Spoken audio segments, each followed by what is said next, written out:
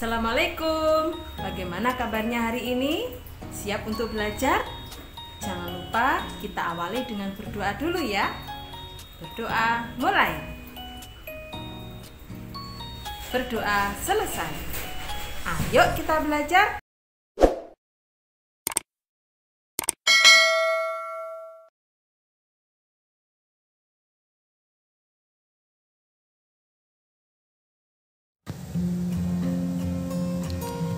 Selamat datang di channelnya Bu Evi. Hari ini kita akan belajar bersama tema 3 tentang benda di sekitarku pada subtema 2, yakni tentang wujud benda. Pembelajaran yang pertama. Selamat mengikuti.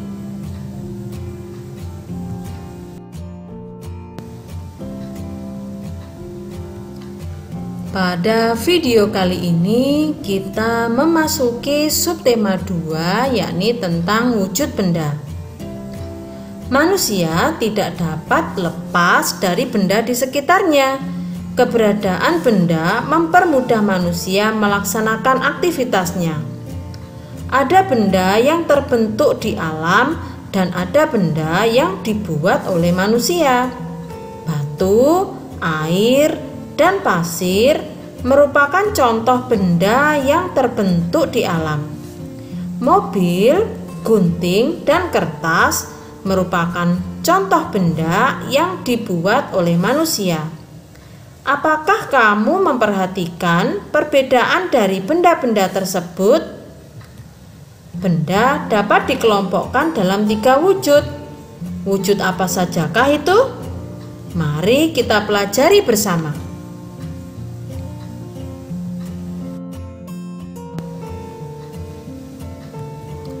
Pada video kali ini, kegiatan pembelajaran yang akan kita lakukan antara lain adalah: yang pertama, membaca wacana terkait wujud benda. Kedua, melakukan pengamatan terhadap wujud benda.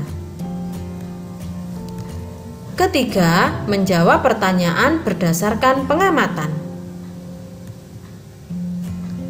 Keempat, mengerjakan soal mengkonversikan satuan kilometer ke meter. Kelima, menyelesaikan soal cerita. Keenam, mempraktikkan gerak lemah dan kuat kaki dalam tarian.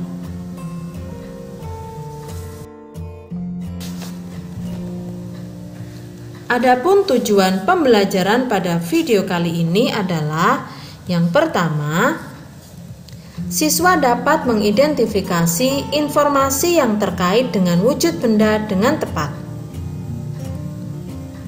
Kedua, siswa dapat mengelompokkan benda berdasarkan wujudnya dengan tepat.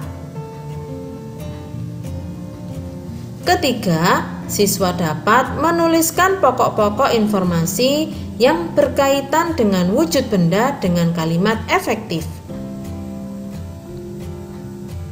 Keempat, siswa dapat mengkonversi satuan kilometer ke meter atau sebaliknya dengan tepat. Kelima, siswa dapat memecahkan masalah sehari-hari mengenai panjang dengan tepat.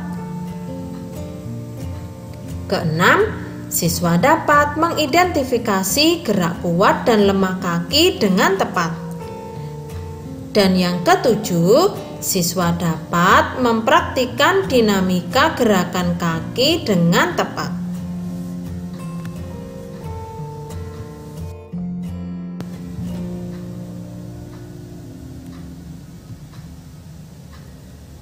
Setiap benda pasti memiliki wujud.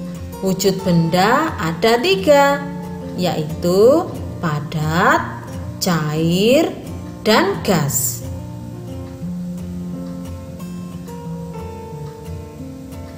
Tas, topi, dan buku merupakan contoh benda padat.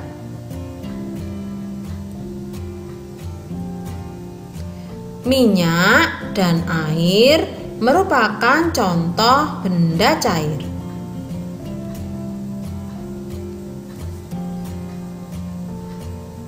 Hidrogen yang ada dalam balon merupakan contoh benda gas.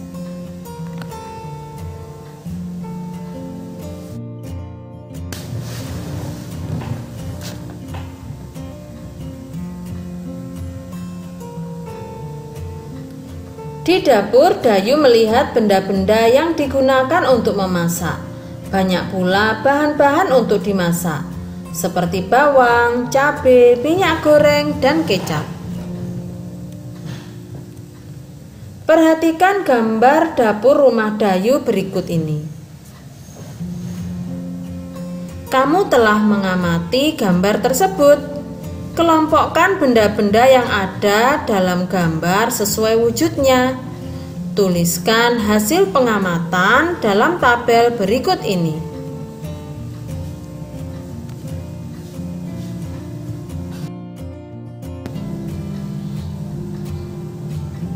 Amatilah lingkungan sekolahmu atau rumahmu ya.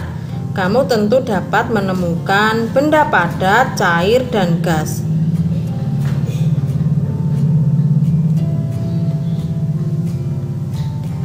Tuliskan benda-benda tersebut dalam kotak berikut ini.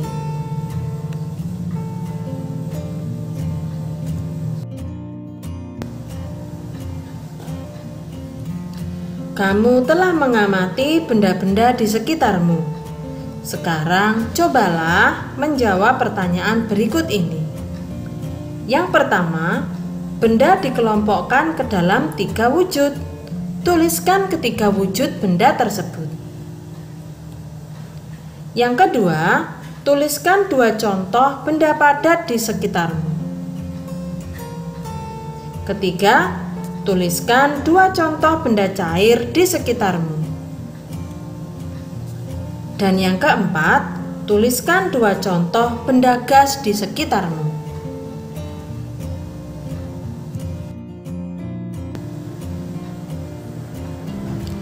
Pernahkah kamu naik alat transportasi seperti pada gambar?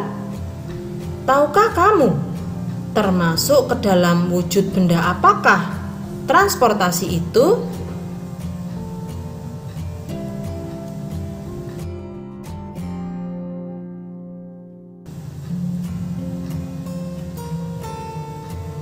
Pada hari Minggu, Edo dibonceng ayah ke rumah nenek. Edo dibonceng ayah dengan motor.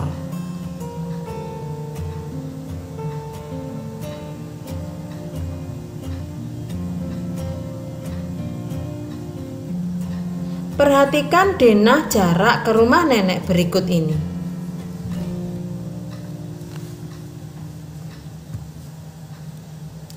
Jarak rumah Edo ke rumah nenek 5 km lebih 300 meter.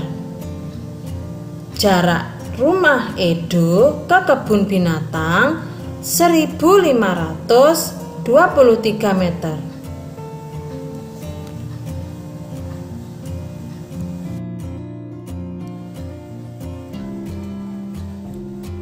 Satuan kilometer dan meter adalah satuan untuk menyatakan jarak.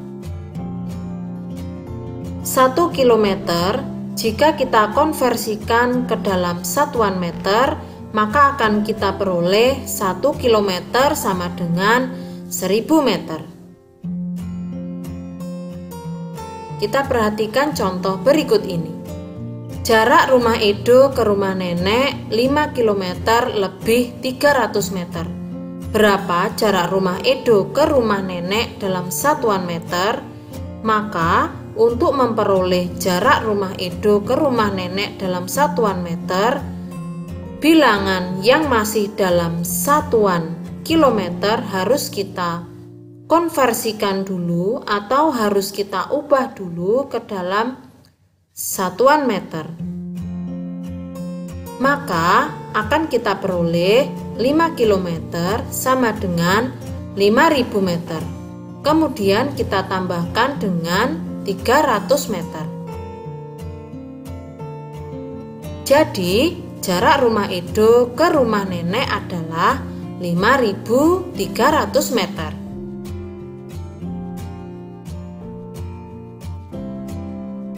Jarak yang harus ditempuh Edo dari rumah ke kebun binatang 1523 meter.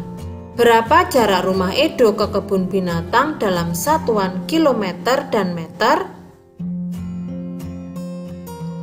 Maka kita tulis seperti ini ya, 1523 meter sama dengan 1000 meter ditambah 523 meter. 1000 meter kita konversikan ke dalam satuan kilometer. Maka akan kita peroleh 1 kilometer tambah 523 meter. Jadi jarak rumah Edo ke kebun binatang adalah 1 kilometer lebih 523 meter.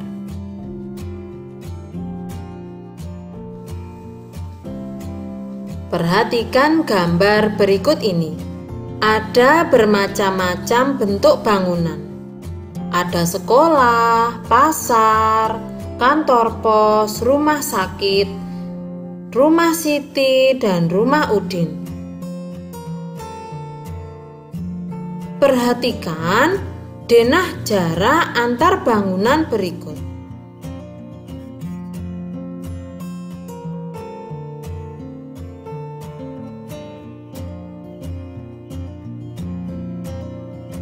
Tentukan jarak dalam satuan meter.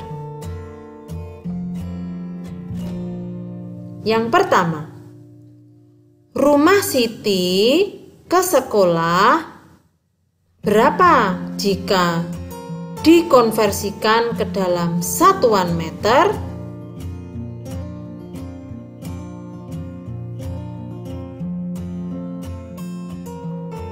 Rumah Udin ke kantor pos berapa jika dikonversikan ke dalam satuan meter?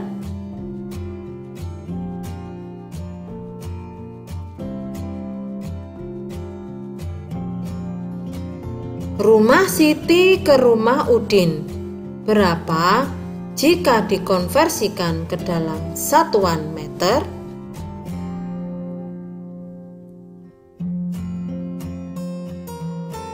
Rumah Siti ke pasar berapa jika dikonversikan ke dalam satuan meter?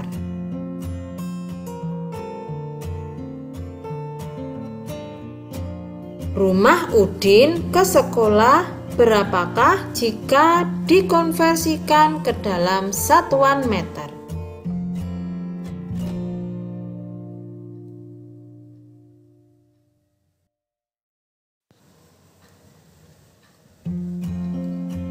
Alat ukur ada bermacam-macam, baik jenis maupun kegunaannya.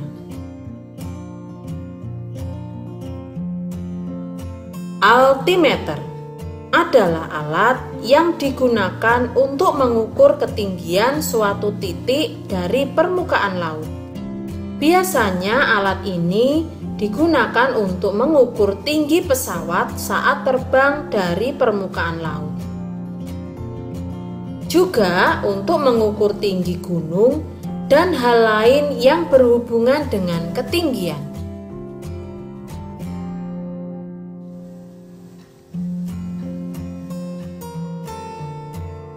Perhatikan gambar berikut ini.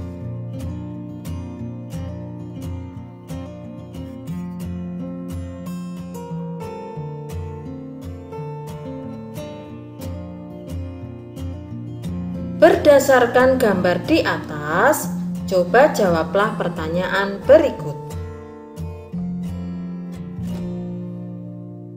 Yang pertama, berapa ketinggian pesawat A dalam satuan kilometer?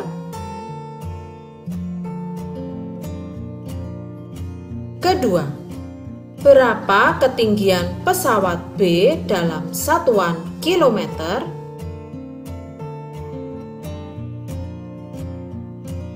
Dan yang ketiga, berapa perbedaan ketinggian pesawat B dibandingkan pesawat A?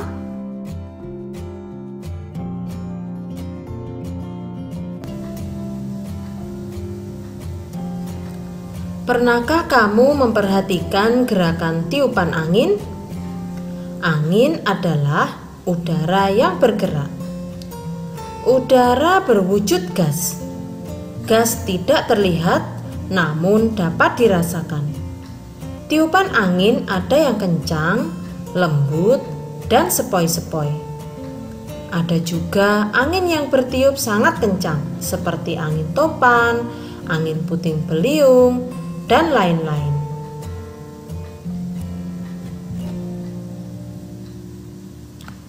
Sekarang, coba kamu bergerak seolah-olah seperti kertas yang tertiup angin.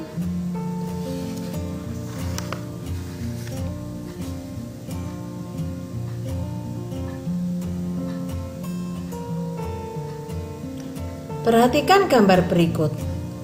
Gerakan angin sepoi-sepoi, bergeraklah lemah ke kiri dan ke kanan.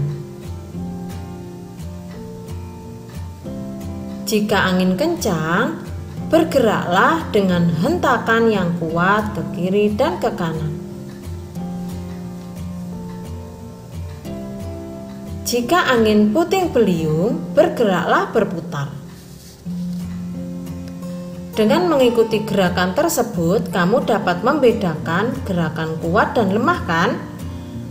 Dalam tarian, selain gerak tangan, ada juga gerakan tangkah kaki.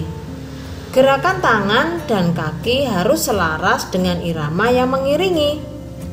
Sekarang, coba kamu berlatih gerakan kaki terlebih dahulu.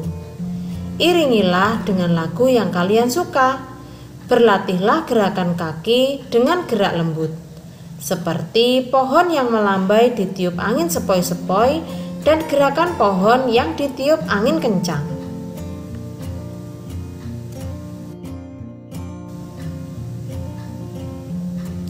Demikianlah pembelajaran kita kali ini. Semoga dapat bermanfaat. Jangan lupa tetap semangat belajar dan selalu jaga kesehatan kalian. Terima kasih. Wassalamualaikum.